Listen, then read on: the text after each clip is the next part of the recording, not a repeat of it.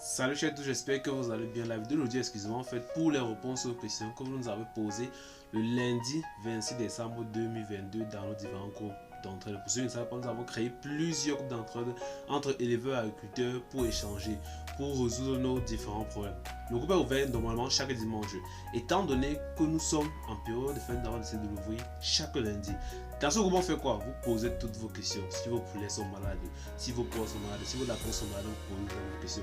Si vous avez certains problèmes, il faut poser la question. Si vous avez certains, je ne sais pas, vous voulez améliorer quelque chose dans votre poulailler ou bien dans votre ferme, il faut directement poser dans le groupe. Donc c'est un groupe 100% gratuit.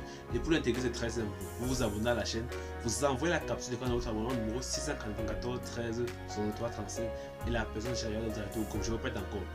Vous vous abonnez à la chaîne, vous envoyez la capture d'écran, le screenshot de votre abonnement et vous envoyez le numéro 694 13 63 35. Ça se chargera de vous ajouter à l'un des groupes.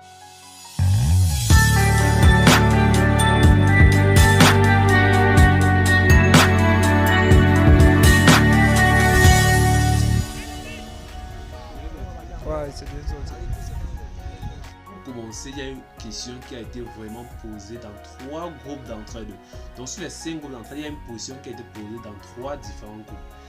La question est de savoir, il dit, j'ai des sujets qui ont des pattes paralysées et qui gonflent. Donc la personne dit qu'il a des poulets qui ont des pattes paralysées et ces pattes gonflent. Quelle peut être la cause et comment soigner? Déjà, il faut savoir que généralement, quand on parle de paralysie des pattes, certaines personnes pensent directement à Newcastle, d'autres pensent directement à Marek. Mais aussi un détail que vous oubliez, c'est qu'il y a aussi la gale des pattes. La gale des pattes. Et la personne a dit que les pattes gonflent directement. Alors que chez Newcastle, les pattes ne gonflent pas. C'est la nuance qu'il faut faire.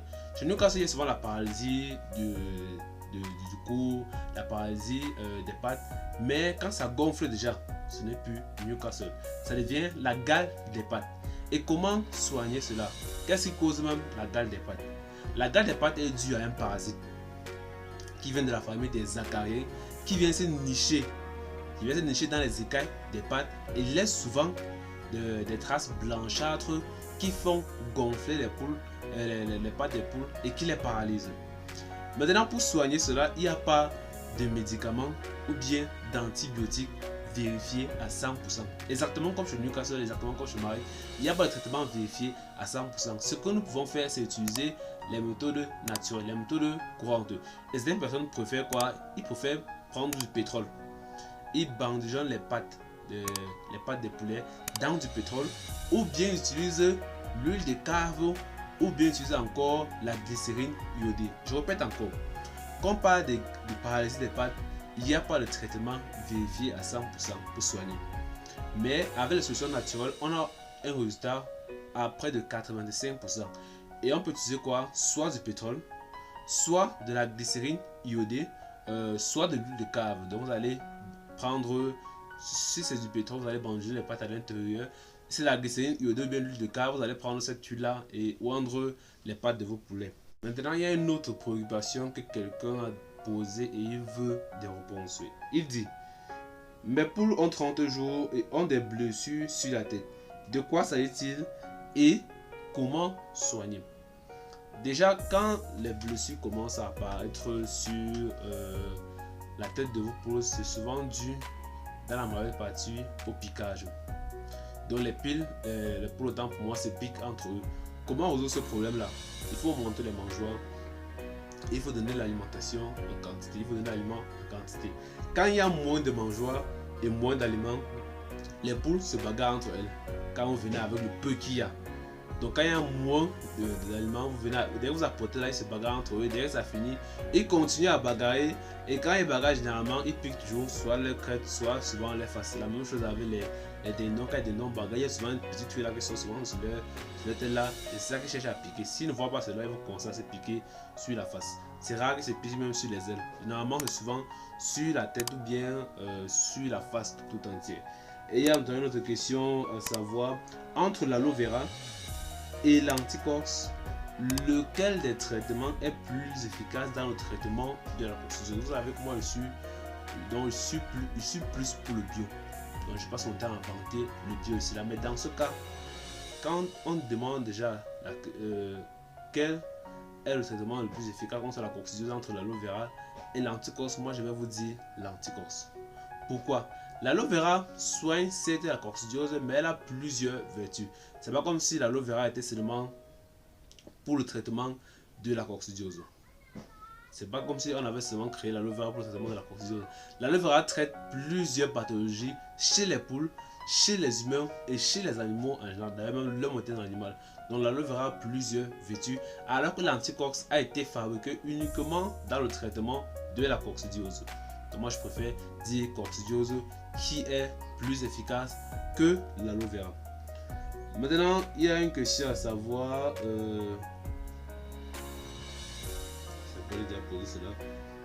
quelle est la durée de chauffage des poussins? Nous avons déjà dit cela. Dans les zones froides, le chauffage passe souvent à 21 jours, voire 21 jours, voire 22 jours. Dans les zones chaudes, on peut arrêter le chauffage souvent vers 12, voire 14 jours. Donc, ça va dépendre de là où vous êtes. Il y a une personne qui demande aussi à savoir, j'aimerais savoir si dans les formations que vous dispensez, est-ce que vous expliquez comment réussir le chauffage des poussins? Déjà, nos formations sont 100% complètes de A à Z. Dans nos formations, que ce soit les poulets de chair, les poules goliaths, les dindons, les pintades, les porcs, les lapins, les poissons, nous faisons une formation complète de A à Z. 2 semaines avant l'arrivée des poussins, 3 jours avant l'arrivée des poussins, le jour de l'arrivée des poussins, les fiches de prophylaxie, les fiches de la quantité d'aliments à donner, les fameux Thibaut, on vous donne tout ce qu'il faut savoir sur l'aliment que vous avez choisi, sur l'aliment dont vous voulez vous former. Donc nos formations sont complètes de A à Z. Il n'y a rien à ajouter, même sur comment vendre. On vous dit même souvent sur comment vendre, même sur les registres à avoir dans la ferme, parce que dans la ferme, quand on fait l'élevage, il y a souvent certains registres qu'il faut remplir. Tel matériel est cassé. On a donné telle quantité d'aliments aujourd'hui. Il y a tel matériel qui reste. Il y a telle quantité d'aliments qui reste. Il y a telle quantité d'aliments qu'il faut donner la semaine prochaine. Donc on vous dit tout cela dans nos différentes formations. Que ce soit n'importe quel animal, nous vous formons complètement. Il y a une dernière question à savoir, quelle est l'importance du sel dans l'alimentation des volailles? Deuxième personne à savoir, et il demande quelle est l'importance du sel dans l'alimentation des volailles. Le sel permet une meilleure assimilation des protéines pour l'organisme des animaux en général. Donc il permet une meilleure assimilation des protéines dans l'organisme des animaux. Et il y a une autre question à savoir, est-ce que dans une formule on peut ajouter du sel? Donc si dans une formule vous estimez qu'on n'a pas mis le sel à l'intérieur, est-ce que vous pouvez ajouter? Vous pouvez ajouter, mais la formule ne sera plus la même. La formule ne sera plus la même. Dès l'instant que vous ajoutez un ingrédient dans une formule, la formule n'est plus la même. La formule n'a plus les mêmes résultats. La formule n'a plus les mêmes importances. C'est la même chose que quelqu'un dit que non. Est-ce que je peux augmenter la quantité de maïs dans cette formule? Est-ce que je peux augmenter la quantité de soja dans cette formule? Dès l'instant que vous ajoutez un ingrédient dans une formule, la formule n'a plus les mêmes résultats à la fin. Peut-être elle peut même encore les rebooster encore plus et peut-être il peut avoir un déficit de croissance.